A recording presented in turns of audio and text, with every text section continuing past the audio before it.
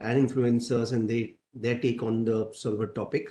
Starting with Neha, would love to have your thoughts on the topic. Thank you. Thanks for that introduction. I'll kick it off with a little bit about Twitter. And Twitter is what's happening and what the world is talking about right now. It's the place where conversations are living, breathing, and always evolving. So they're defined by the people talking and shaped by their voices, pretty much imprinted by their images and the words that they fill our timelines every day with.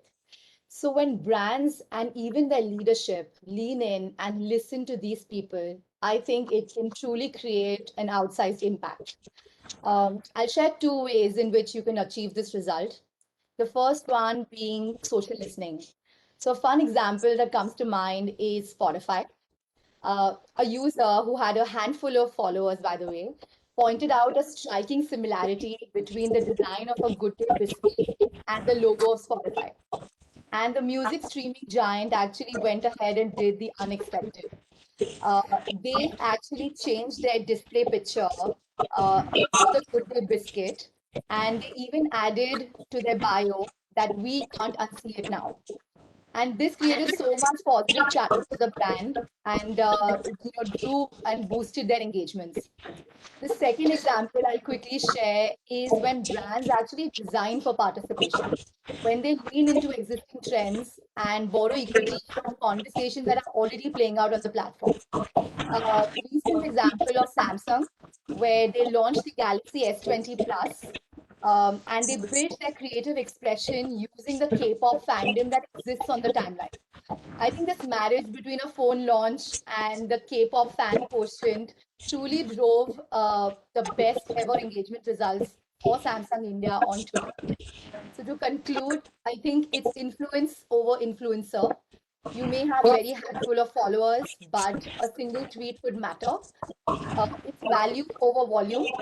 And what value can you really add by being part of that moment? Can you truly create a movement out of this moment? And lastly, it's context over content. Does the brand truly have a role to play in this moment or this conversation? And if you keep these pointers in mind, brands can absolutely kill it and boost their engagements using UGC. Awesome, Neha. I think what you said is so true that earlier it used to be about, let's say, just from a point of view of influence, but today I think it's just understanding consumer behavior, brand building, commerce, education. I think basically UGC plays a role of a catalyst or multiplier across every single facet of an organization. And that's what I think brands will have to learn how to use it across different functions of the enterprise rather than taking it only from a digital marketing or sort of uh, increasing the, I would say, the amplification of the message. So over to you, Vikram. Would love to have your thoughts. Thanks, Vivek. Let me rewind back a little bit and say what are we here to talk about when we talk about UGC? We are all referring to, consumer engagement quotient, and let's look at the evolution of consumer engagement quotient. Right? It all started in the early days with word of mouth. That's what marketing always wanted to, earn rather than buy.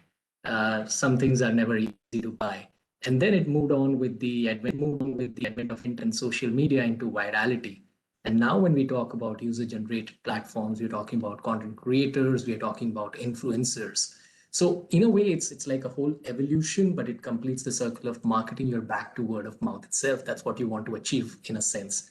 But while we all believe that marketers have been using UGC platforms, word of mouth, etc., as brand strategies and advertising, the fact of the matter is users are always miles ahead of marketers.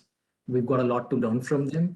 Just look at what was happening in the UGC space or in the overall celebrity space. Influencers were basically just celebrities, but users are so ahead of marketers. Now they're wearing the celebrity hat themselves by just creating content and becoming the influencer at their end. So, and we all know this content which is created by the user is much more credible than any other content, including branded content. So I would actually say, if you look at UGC, it's all about two pillars. One is content marketing and the other is technology. So in short, I would probably say content is the right word to kind of stitch content and technology, and that's the new definition of marketing probably. And in a nutshell, it's almost like democracy, right? For the user, by the user is what we are seeing. And like you rightly said, Vivek, the game has just begun, and it's just the tip of the iceberg. So lots to come. It's just the beginning. No, absolutely, Vikram. So I think basically we've always believed that digital strategy is about three pillars, right? You have paid media, you have organic, and you have social. Sort of content reduces the cost of paid media. All of organic traffic and SEO happens only because of content. All of engagement happens because of content on social media. So if you get your content strategy right, then you can get your digital strategy right. And I think user-generated content and influencer content is going to play a very critical role across all the three pillars of digital.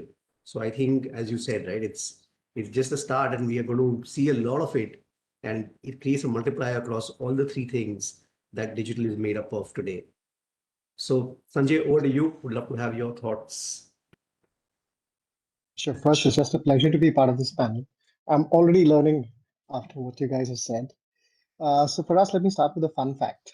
Uber is mentioned on social every 2 seconds. So our users are always talking about Uber and generating content. The way we think of leveraging UGC is in two ways. One is more marketing led, where you use it to generate insights, you think of campaign ideas, you think of having authentic conversations with the users. And this helps because, like, both Vikram and Neha have mentioned, the conversations are very authentic and real. So it helps the brand to be more human and more trusted. The second one, which also, a lot of you have touched upon, is it goes beyond marketing. It helps close a feedback loop on product experience, on what you're doing well, on where you can improve. And for us, that is a huge thing, because we tend to learn a lot of what we can do better when it comes to user experience because of all the user-generated content that we leverage. So it's important, and it's important beyond marketing is the point that I would like to make. Yeah. So I think one of the things I want to share is that I think the last 10 years, so I was discussing with somebody about celebrities, and they said 20 years ago, a Shah Rukh Khan needed a Femina or a Filmfare. Today, it's the other way around. So you look at it, even the largest media groups in the country, let's say Times of India, has 3 million circulation, probably 10, 15 million readership. But one celebrity today has 50 million, 100 million plus sort of followers. So the reach that they have across advertising, across commerce, across everything is become so powerful that 70,000 crore advertising market that exists in India, how much of it is going to get captured by this space is yet to be seen, but it's going to be a significant part of that. So the way I did my investment was very simple, that there's a roulette table. There is 1:32 odds, but there are only 10 slots on the table. I'm going to invest 20, 30 lakh rupees in all the 10 companies. We'll see where it goes. That was my spray and pray strategy for my angel investments. But over to you, Neha. So I think would love to understand how is actually Twitter helping brands stay relevant and stand out in this ocean of conversations, as you would call it. Yeah, absolutely. I think, as I said, brands are truly designing for participation, and they're building these innovative ways by leaning on to existing trends and conversations that are playing out and what people are talking about. What's happening on Twitter is pretty much the pulse of the country. And when you lean into that and you derive inspiration from there, there's so many cool ideas that you can come out with. One such that comes to my mind is what Star Sports did recently for the ISL finals. And keep in mind the climate that we were in. This is happening during COVID. The entire, all the matches were being played behind closed doors. And how could Twitter play an integral part to get brands or to get fans' voices onto the stadium and onto the ground? What ISL really went about and did was ask people to share their fan cheer on Twitter, and they literally printed out physical tweets onto pieces of paper that were then used in the final ceremony, and they were showered on the winning team. So although there were no fans in the stadium, the fan cheer was translated from people's homes right onto the ground And those tweets actually showered down on the winning teams. And the players actually picked up those tweets, they read them out, they addressed the fans. And that's how the UGC content that sits on the web became a physical element and a physical tweet for someone to take back. I think that's one of the closest campaigns I have to my heart because it really stood out in the power of a tweet and how you could bring that love and cheer from timeline to a physical, to a physical space. Oh. Actually, Neha reminds me of one other campaign which was done on Twitter by Nike many years ago was this thing called Nike Chalkboard. So you Yes. would tweet and you would write things, and they had this chalk roller that in Tour de France they would actually print out those tweets on the road itself. So all the cyclists who were going, they could actually see what had been printed out. And it was just, I was just like so amazed with that campaign. And so true, right? I think that word they call it digital or whatever, where the digital and physical are merging. And I think that's where the opportunity is there. So, Sandy, I have a question for you, more to do with, earlier UGC was always limited to digital marketing or, amplification of a message. But I think it's now becoming more like the source, or the majority of the campaign is revolving around it. Would love to have any examples you can share on it, if you feel this is happening. Sure, and it's good that you mentioned phygital. We consider ourselves a phygital business. There's this huge digital tech piece to it, and then there is this human connection that happens in a car. And there are multiple things that get escalated or that get shared on social, which actually end up becoming a campaign. I'll share two examples. One is, when we had just started putting safety screens in our autos and in our cars, there was this influencer, again, very similar to what Neha said, not many followers, who just found it very unique that there was a screen in the middle of her and a cab driver that prevented this flow of COVID, and she put it on TikTok, and it just went viral. And obviously, we saw it, and we were like, "Hey, this is really good." And then that became the premise of our campaign as well. We just had a lot of people take a lot of rides and just share on social that it is safe to travel in Uber because we have a safety screen. We wouldn't have thought about that had we not discovered it on social. So that was something happened in social and we elevated it. The second one is slightly more fun, which is, one of the biggest pet peeves we have on social is when a driver cancels your ride. So you want to go somewhere in a hurry, your driver cancels, and it's all over social media. So we took this aspect of driver cancellation, and we partnered with a social celebrity or social influencer. And the reason that the driver canceled this time was because the social influencer was not wearing a mask. And the driver said, "Sir, no mask, no ride." And then the social influencer went online on Twitter to say, "What is this? Uber continues to cancel my rides." And there was an outpour that was supporting the driver that in this environment, it is good that he's canceling. So we took something that was always a social conversation and again made that the big pivot. So the whole idea is that the days of those PVCs, big campaigns, 360 degrees, where UGC is one of the small elements where you spend say 2 or 3% of your budget, versus it becoming really what the consumers are thinking at that point in time, which is both contextual and relevant. And then how do you use that to build the narrative for the brand? I always had this thought that I think in the current world, we've reached closest man has ever come to reading minds. So you take the search part of it is a database of intentions, but social media is actually a database of actions.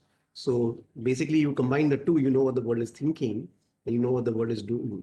If we can use that information for improving our content creation capabilities, brand messages, finding a creative that can be used for a brand, it's just phenomenal. And it's such an awesome time to be in marketing because we get so many awesome insights of what can be done here.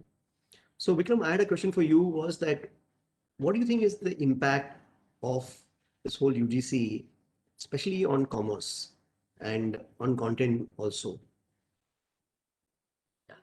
So, Vivek, if you look at the whole funda of content drives commerce, right? While that's true, I strongly believe UGC is really going to build a super high velocity into this terminology when it comes to direct relationship in terms of transformation of content going to commerce. And this is going to be very, very important from various things, right? So if you look at what is it that is a necessity today, SEO is a necessity for all of us. I think UGC will be just another vertical which is going to be as good as a breath of fresh air, especially what we need in these COVID times. You look at e-commerce companies, for example, the first, I would say, finger falls versus the footfalls was the agenda for them. And when you look at finger falls, what was important for them? You want to create a differentiation in terms of product offerings and a wide product offering, ensure that you deliver at the right time, ensure that you give the right pricing to the Indian consumer. I think that wave is kind of over. And the next wave is going to be about who's going to recommend me what to buy on my platform. Do I have UGC on my own platform that can build commerce for me? Is there affinity from one consumer in interest areas, which is really social? Uh, do I have like-minded consumers like me who are talking about recommendations through feedback, like Sanjay mentioned earlier, which is very important when it comes to user-generated content? Are they generating videos? For me, less is more. Celebrity is going to be very, very important when it comes to content drives commerce. So you don't want to listen to a A-list celebrity saying, hey, go and buy this. We've seen that in commercials on the 70 screen as well as your television screens. I want to listen to people who is like in the affinity area, probably staying in my locality, or somebody who might be probably demographically and psychographically, could be a stranger. A stranger is probably more credible when you see the social insights in that affinity area. But I think most important is this individual is actually the brand ambassador for the platform or for the brand. And that's really going to be very critical in terms of how platforms are going to really drive user-generated content to tell another consumer and kind of shift the whole paradigm, saying, "Hey, this is what brand credibility means." So I really foresee very, very important aspects over here, saying, hey, the first phase for an e-com platform or anybody else is looking at marketing, distribution, and pricing. But the second phase is about, can I deliver brand credibility to a consumer who's a lookalike consumer like me? Yeah. So because one of the investments I had made in a company called Clelo in UK basically does influencer commerce by allowing influencers to choose the brands they would like to work with. They partner with those brands and they allow the influencers to set up their own e-commerce sites and track it and sort of sell. And I think it's a pretty interesting take on how the future of sort of um, advertising is going to be, right? Because each of these guys have that thing, and the reach each of them have is just phenomenal. So, what I wanted to ask Neha to you was that I think if you just take when it started off, it was about maybe information dissemination, most of social media, right?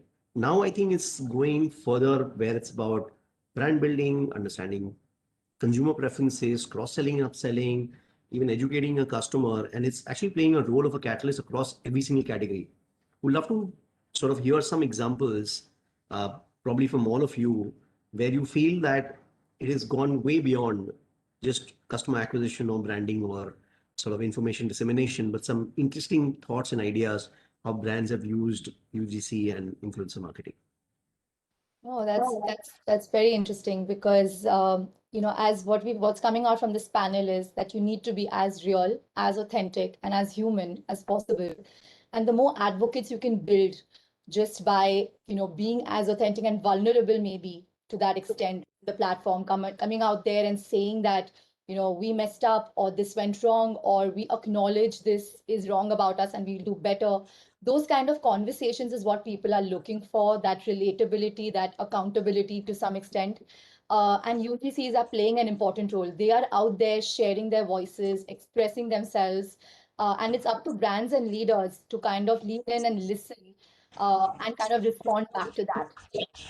And you need to not be tone deaf in this period. Understand the climate that's going on around you.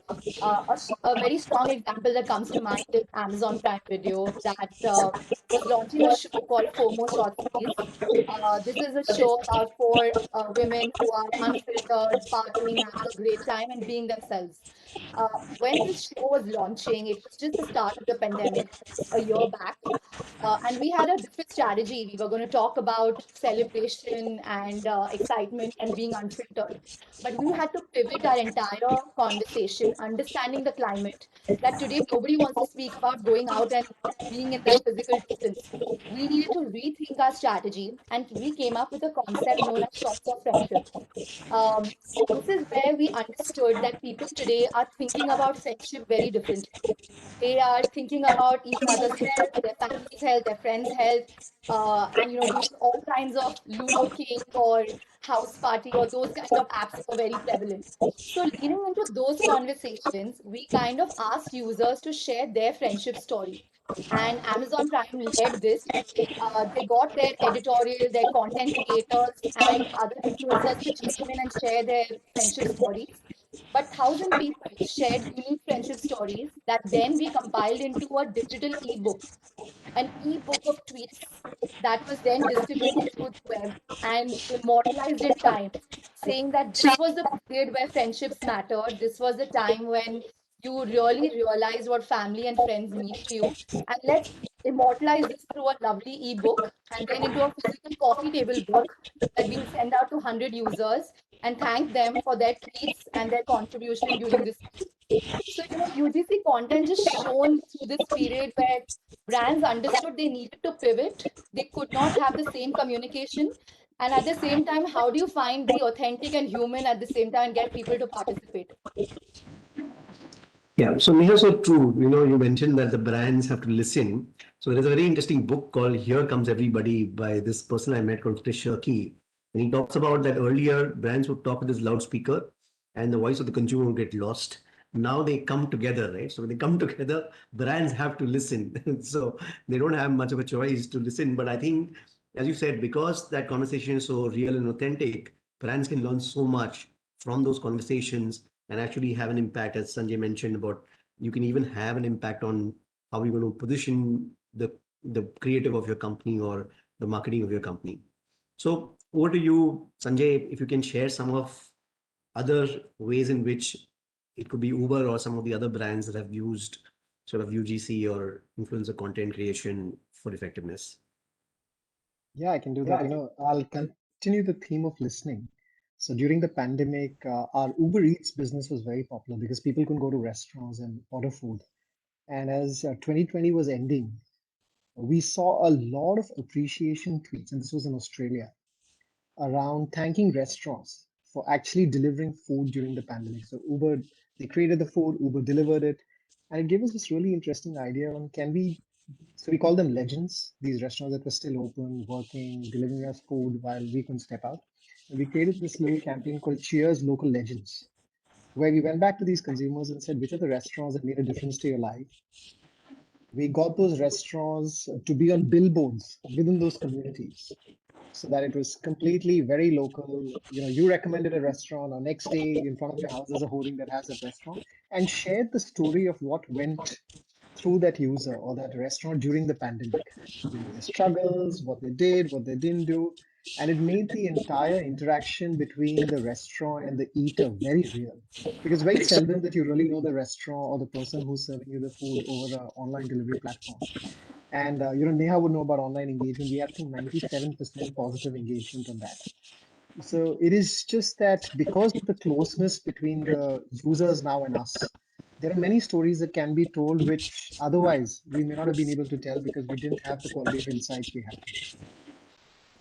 Okay, so I agree fully. I think I just sometimes wonder that how do we sort of create a framework where all these insights can be actually utilized by the organization to take some decisions, right? Because so many times it happens that maybe the insight is coming towards a different department rather than the marketing department or the social media listing department, and that impact sort of that information doesn't sort of go down to the department who can actually take an action.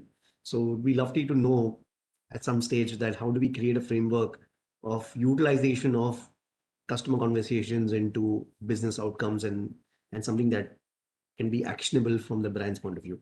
So I'm going to ask the last question to you, Vikram, before we ask a few of the questions that have piled up from the audience. So I want to know that is UGC sort of impacting consumer preferences and the brand strategy where the preferences of consumers are changing because of UGC.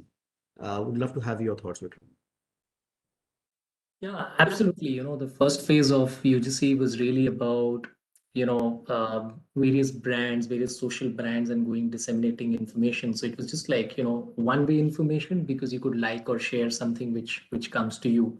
But now there is this whole explosion which I foresee in terms of UGC led by various things. Firstly, the formats in which they are coming. Like we all know that the attention spans are decreasing. There are a bunch of nano influencers which are coming in. So these are going to be key drivers because a nano influencer is somebody who's below 10,000 followers, has huge credibility to kind of drive as huge preference in the hyper local segments. So I'm actually, foreseeing a whole host of piece coming in where these influencers will be able to create content either individually or co-create content. That's something which is one of the trends which is emerging now. Clearly, and courtesy the pandemic, the salesperson who used to exist in any showroom is now going to be replaced by the influencer, specifically with the AR VR effects coming in over a period of time where you don't feel the need to step out and you don't want to step out in these situations necessarily. So that's really going to be a big trigger which will drive change in consumer habits to a large extent. And when you say change in consumer habits, it's kind of a big statement, right? You need a lot of external factors or something which kind of fast forwards several decades, which would take time to change the habit into immediately something like the pandemic is done. So the influencer generated content also came in at a time where professionally generated content for the large screen took a back seat again because of the COVID. So it's been a multiple trigger game, if I would have to say, leading to what looks like really, really big from a hyper local perspective, gaining importance where brands and brand strategists will have to not just think of innovative packaging for different markets or I would say hyper local level, but will be forced to make tweaks or local product innovations. And this is going to be a compulsion from their end because there are going to be customer micro segments created, right? The micro segments need to be addressed to a large extent. So it's almost fueling and it's a circle, right? So clusters of micro consumer segments are going to fuel micro creators more and more when it comes to influencers, which in turn goes back to what we discussed earlier, that marketing is not marketing anymore. It's content and technology coming together when you look at it. And the end result is really going to be a combination of what you deliver and brands that is in terms of contextual messaging. It has to be programmatic and it has to be emotional as well. So you need to really, what this is doing, UGC is doing is humanizing the brand to a large extent. No, absolutely bang on, Vikram, because I think I generally believe that, that these micro influencers are going to influence certain smaller TG, but they have a lot more power of consumption, right? There is customer centricity by Peter Fader, where he talks about 20% of the customers give you 200% of the profits. And the fact of the matter is that in a place like India, 2% of the consumers for certain verticals like luxury or automotive or travel abroad or study abroad could be controlling 80-90% of consumption.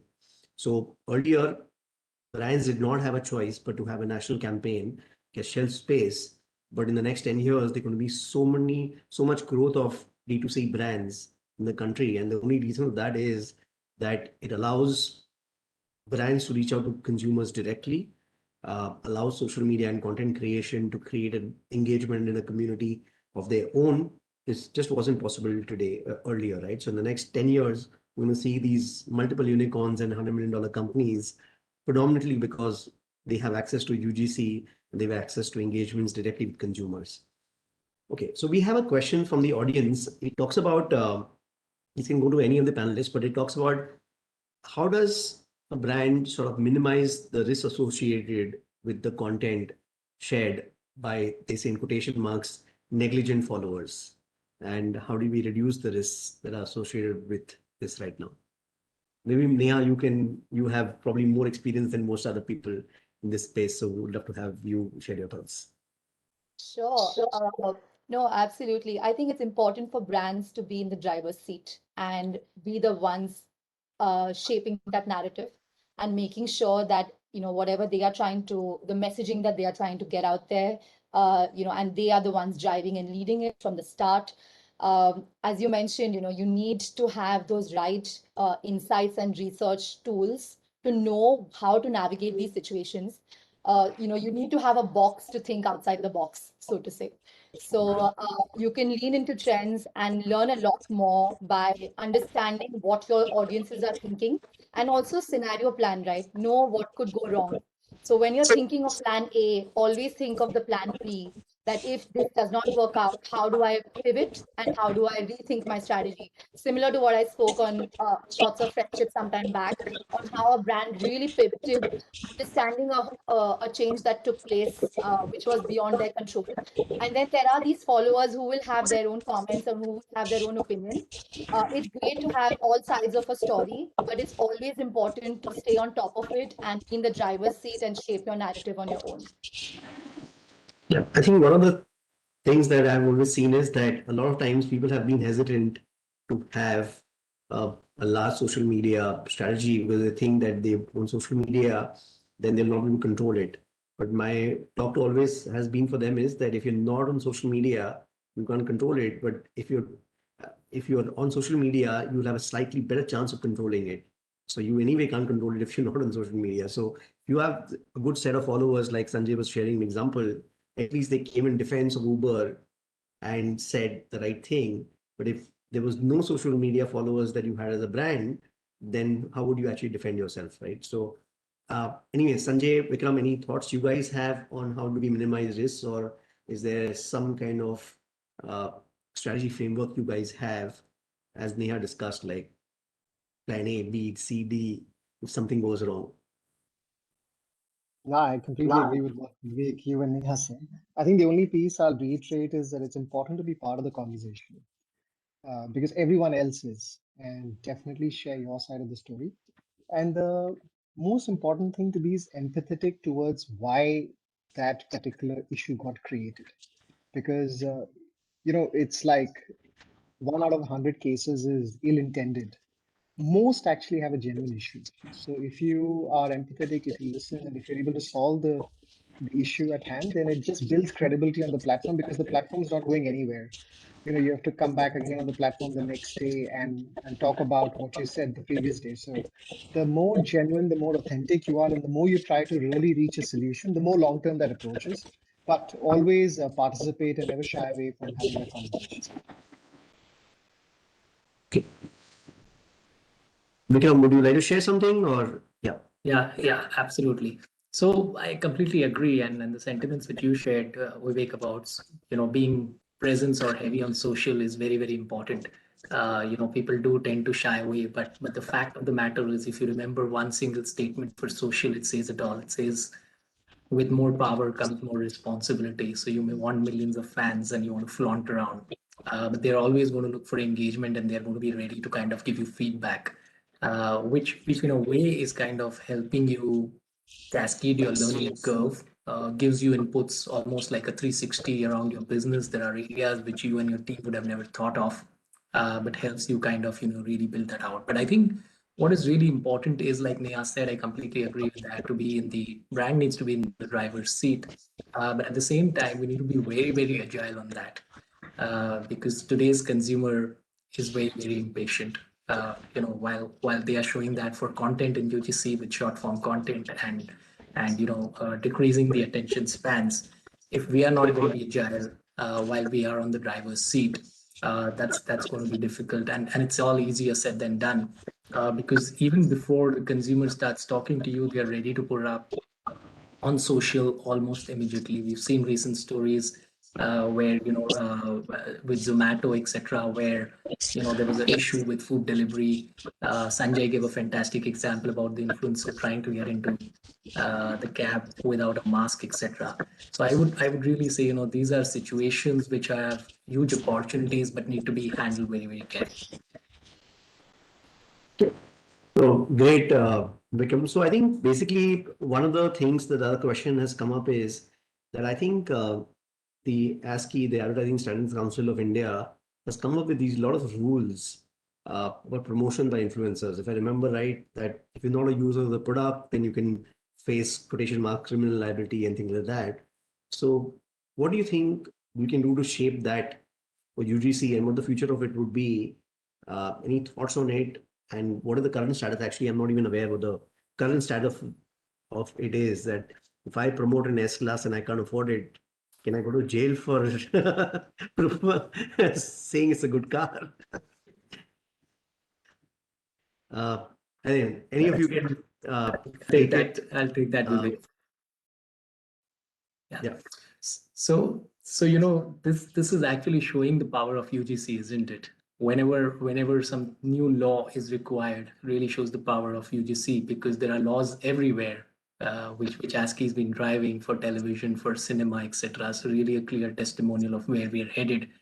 And there have been a bunch of these checkpoints which have come in right from the OTT social system, which we are part of, to socials. It's a larger initiative which has been due for a long time within the digital ecosystem, because we've grown by leaps and bounds as an industry, but kind of there's no by the books rule which has traditionally been there across various platforms. And I think that's where self-regulation started coming in as step one.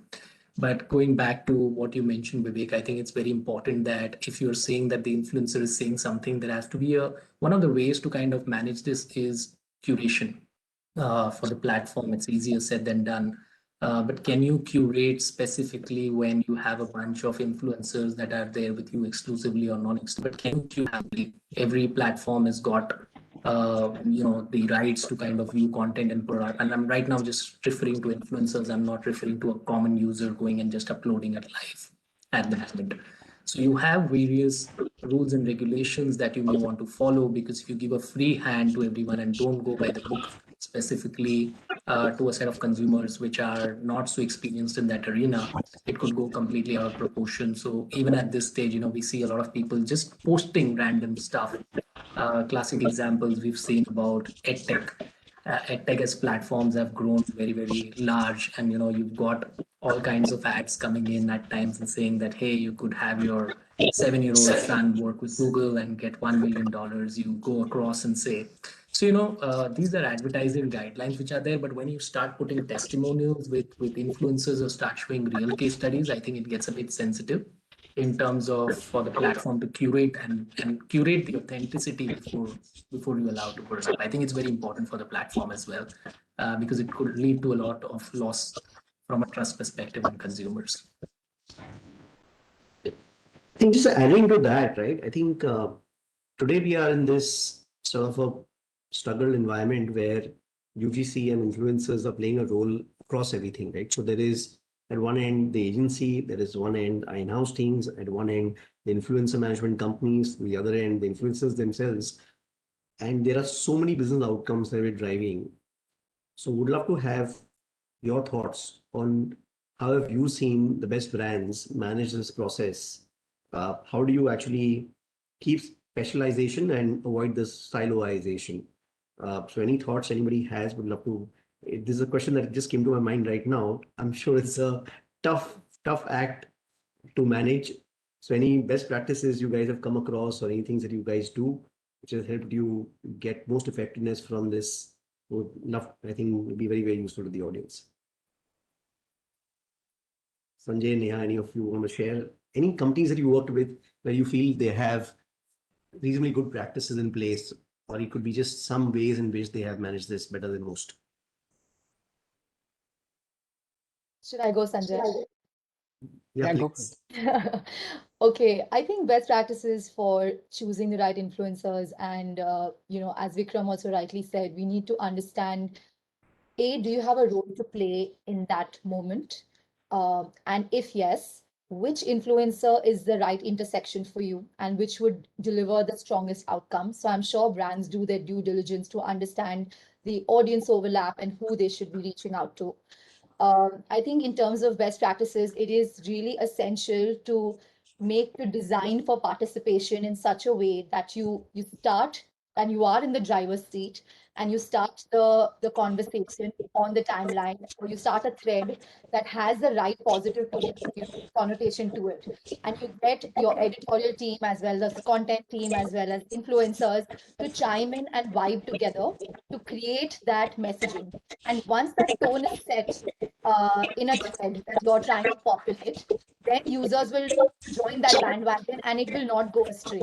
So I think that really helps control conversations, keep them in line and in check with the narrative that the brand wanted to drive, and made sure that it started from a user or from an influencer who may not appear to be an influencer to a regular user like you and me, but it still sets the tone and makes the conversation look as authentic and as real, and then rallies a collective to make sure you hit your business goals and objectives. Sanjay, any thoughts? The way we split it is into two parts. Our campaigns or messaging is split into one, which is just around product adoption utility. So there, one of our key anchor points is that the influencer must be a user, and the tweet or the story must be in usage.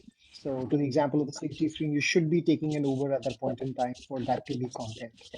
The second one, which I think is more powerful, is we believe a lot in forwarding our purpose, and we've used Twitter extensively for that. Their usage is not a criteria. We tend to focus more on thought leadership. Who are the right people who we should partner with to forward this dialogue? And it's more around credibility of that particular person on that topic. And then we tend to partner, and like Neha was saying, engage closely so that it is authentic and it is something that can last, and it's not just that particular tweet or that particular quote. Okay.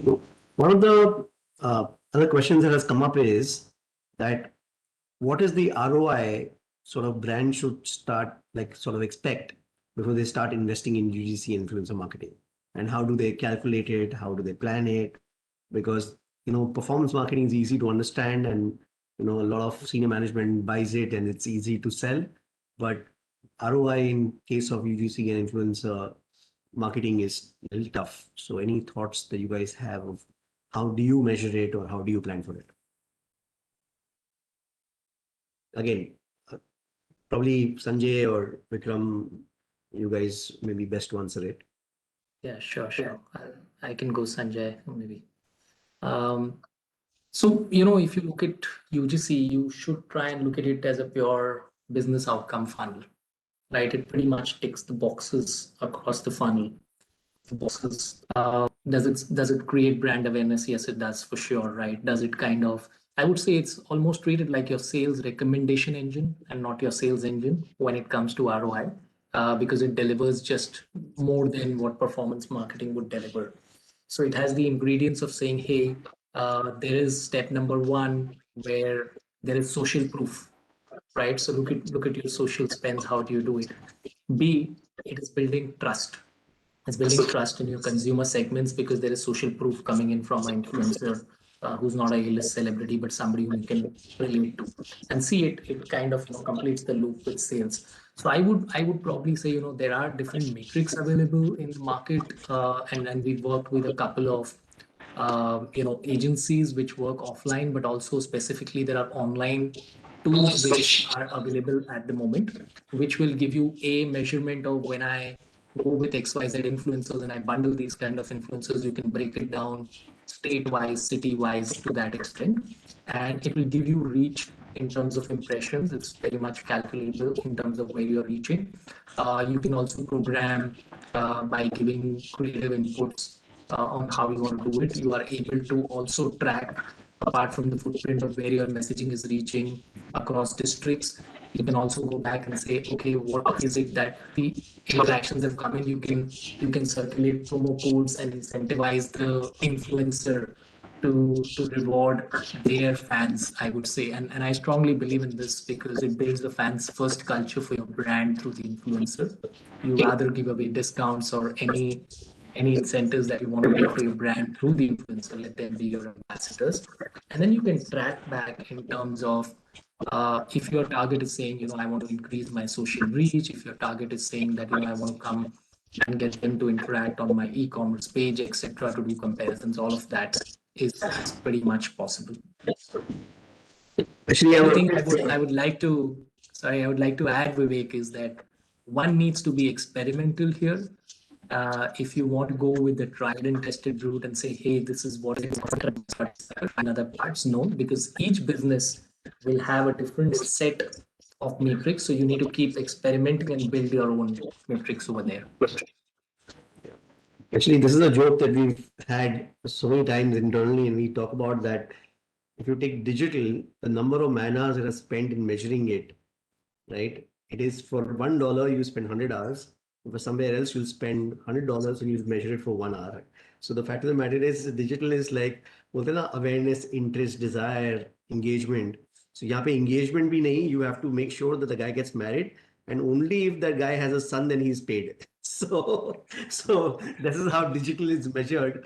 But I think, as you said, right, I think the funnel can increase, and if you can use UGC to create a multiplier across every single sort of action that you take, and the ROI is calculated on that, there is substantial ROI. And in the famous words of Jim Collins, you have to fire these bullets, experiment, and see which cannonballs need to be thrown. Right? You don't have a choice on that.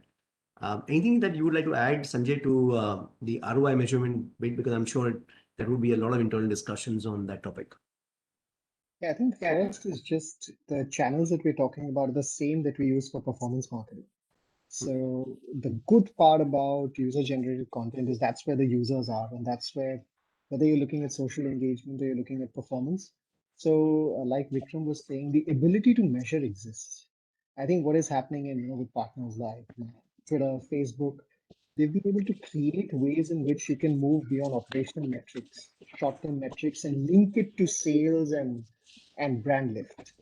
So I feel this, in fact, the UGC part is a lot more measurable than some of the traditional media that we spend on, and it really equips you to have very educated conversations with your CFO and other custodians who may need to hear that. So we should really lean into this. I've been surprised by the level of insight. We ran an offer, which is a buy one, get one free in one of our markets. And we could track it to exact sale lift that happened because of UGC. So it's quite sophisticated now, and a lot more sophisticated than traditional media. Yeah. So I think the next, yeah, sure, please, Neha. I'll add here that another layer to the the kind of metrics you can measure is also the shift in perception. So can this influencer or this person actually help shift the brand's perception? And I'll tell you that this has played a very pivotal role with especially Chinese brands and the way they got banned recently and the kind of perception that played out. And certain brands stayed away from this controversy because they had the right ambassadors representing them. And it just created a shift in perception and built like metrics and shift, it's something that's intangible. That's something that you just know, and you will, but the minute you do brand lift studies, you will figure that how has that sentiment and that volume of conversation and mentions really gone up, and how that one influencer or one strategy that you used helped change perception for users. One of the other questions that has come up is that I think the next growth phase obviously is going to happen from tier 2, tier 3 cities. And I think local regional languages is going to play a very, very sort of a critical role. And what should be the strategy for brands and marketeers of sort of how they can drive this non-English content, both from terms of should there be an ecosystem, how do they manage it? Any thoughts you guys have on how do brands work on it? Because it's tough already doing it in one language, and now you have multiple languages you have to work on. Any thoughts, any strategies you guys have deployed in your strategy? Again, any of you can take it up. So without Sure, Vivek, I'll go there. So I'll give you an example, and this is live right now in somewhere in this week. So we've partnered with this movie, Hathi Mere Sathis. This is a trilingual movie. So basically, it's starring Rana Dugapati, and it's shot in a manner that it's Hindi, Tamil, Telugu. So it's releasing in 3 languages tomorrow. And it's very important that if you drive, and we did a little bit of a partnership with the movie where we got an e-meet and greet. So we've got a bid and win platform where you can come and bid with the Mazalo tokens which we offer. So by the way, just like a quick snapshot on background, we reward our users for content consumption on our platform, and this is secured by blockchain. So in a way, it's verified users and your tokens are given. It's almost like a loyalty point system in simple terms. So when you start rewarding these consumers, they have it in their wallet, and you are then able to start using them across a lot of reward partners. So what we did is we gave them an opportunity to come and say that there's an e-meet and greet with Rana, during this movie promotion, and we did it in different languages through different influencer activities. So I had like a leg in Andhra with Telugu. In Tamil, you had a separate leg. In for the North Indian market, we had a separate leg in 3 languages. The epicenter of the movie itself was across 3 languages. It's not dubbed. It's actually shot in 3 different languages. So the star cast, which is there in Tamil and Telugu, is different from the Hindi star cast, minus the main actor, which is Rana.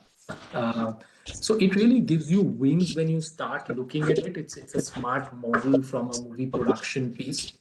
So we kind of just mirrored that in terms of how we want to work with influencers. We largely tapped nano influencers in these 3 markets and then started rewarding them with e-meet and greets. We had merchandise, and now we're launching in the next week digital goods. These are again going to be in 3 different variations.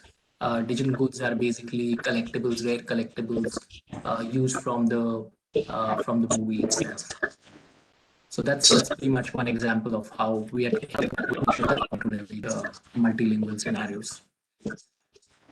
Yeah, actually, I can share one example where you tie up with a large influencer, a celebrity who has 20 million plus kind of followers. But what they do is that they actually hire these hundreds of regional local influencers, and then collectively they amplify the message.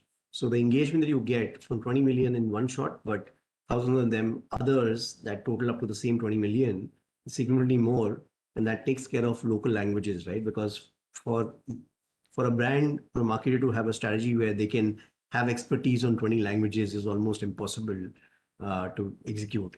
So I think this is where I think the crowdsourcing of user generated content across the regions probably is one of the easier and better ways of also having a non-English language strategy. Okay, so I think we have about 4 to 5 minutes left. So I was thinking that I can give some thoughts summarizing my views on our discussion that we had, and then probably all of us can do the same. So I think what we've realized is that I think UGC and sort of influencer content creation is no longer about just one single thing of either it's for a customer acquisition or information dissemination, but it's playing a role across the organization in understanding consumer trends, in basically cross-selling, upselling to the same consumer, basically looking at that from a point of view of what marketing message one should create, and plays a role of a catalyst across the entire business outcome that the organization is looking at. And I think there are a lot of interesting examples of how each of the brands have used this effectively. So any parting thoughts from all 3 of you guys summarizing things we've learned in this thing would be great. And we can take up one more question later, then we'll see, but we have 4 or 5 minutes left. So over to you, Neha. Any parting thoughts and your thoughts on the panel? Yes. So I think there is an emerging opportunity that, reflects the complexity and the fluidity of the power of conversations that are happening today. In fact, Twitter recently released their global trend report as well, that gives a window into culture and shows how brands can stay ahead of what's happening. So I feel the more brands lean into and listen in, even leaders that we've seen great examples from Anand Mahindra, from the Paytm CEO, all of these guys are so active and they make sure that they are listening and they don't leave their marketing at the palm of an intern. They take it up upon themselves and they make these decisions. And they listen, learn, and be as human and vulnerable and flexible and agile at the same time. And while these things are happening, I think there's an evolving shift in the mechanic of how content is being consumed. Every half a decade, social media goes through a whole change in the way people communicate and consume content. We've seen this in the past. We've seen ephemeral content really thrive, from stories to feeds It's making its way and it's already established as a credible form of UGC content. Live broadcasting 5, 6 years ago took over. And today, I think the future is audio. Twitter's actually got into Twitter Spaces, which becomes a really strong audio tool for people to lean into and uniquely position themselves and capitalize the human voice in more ways in which UGC content can thrive and live on the platform. The more brands lean in, the better they'll be able to drive their business and create impact. Yeah. On a lighter note, earlier, if you're reporting into somebody like Anand Mahendra, you could have probably created a moat around the bad news that travels all the way to him. Now you can't. So UGC has made the lives of people who report into it definitely a lot tougher. It's a web. Whole place is a web. So if you are over here, you will get information straight to you just by getting tagged. Absolutely. Sanjay, your thoughts on what you've learned and any summarizing parting thoughts from you? No, I think one, what a time to be a marketer, because you're so close to your consumer and there's no way to hide. So I think that is fascinating. I think the only point I'd like to add to what Neha's already said is that just be super authentic and real. Uh, one of the toughest things to do is try to make up an imagery or to do and to promise things that you cannot deliver on because that will just get caught very soon. So whenever you're tempted to do something gimmicky which will last for a day, just pause and reflect on whether that is something that you really want to do. Because I have seen that a lot of brands get into trouble because they want to trend on that one day. I think it is important to think of this as a marathon and survive and thrive versus try and run, short sprints of 100 meters. Yeah, I think I think it's as you said, right? So I mean, I've just recently started learning chess again. I used to play and captain Sydenham 25 years ago. But so one of the things that the first lesson was that there is strategy and there is tactics. Tactics is when you can do something, but there are times when you can't do anything. So that's the time to do strategy. So one should have a 10-year strategy on social media and UGC. It is not a tactical game. As you said, like trending one day is going to be a tactic, but the strategy is in place, then different tactics will happen at the right point of time, which hopefully will deliver that one day trend also. Last thoughts from you, Vikram, and I think I already see we sort of he's all ready to switch us off. Actually, the worst part about Zoom panel moderation is it's so easy for the organizer to throw us off, right? It used to be earlier, you had to drag us off the stage. Yeah, Vikram, last parting thoughts from you. Perfect. I'm quite mindful of that. Perfect. So, brands love and they are in the business of storytelling, isn't it? And we always had to look up to advertising professionals, marketing teams to help us with these storytellings. But I think these are exciting times. Can't get better than this. And the time is now to actually have enough consumers. If you don't have, start going after them and give them your brand values and let them tell stories about your brand. Awesome. Yes, my friend. So we are done. Thanks a lot, Sanjay, Neha, Vikram. This was awesome to have this discussion with you, and I learned a lot. And I'm sure all of us have some thoughts that we can take back and sort of implement in our companies. Over to you. So Thank you, Vivek sir, Sanjay, Neha, Vikram, for giving your insights and thoughts. It has been a very interesting discussion, and I think the ecosystem will really enjoy it, hearing your thoughts. Uh, we'd like to thank our platinum partner, Apps Flyer, for the support, and keep tuned for the next few sessions that we have for 2021. okay, guys. Bye-bye. Bye. See you.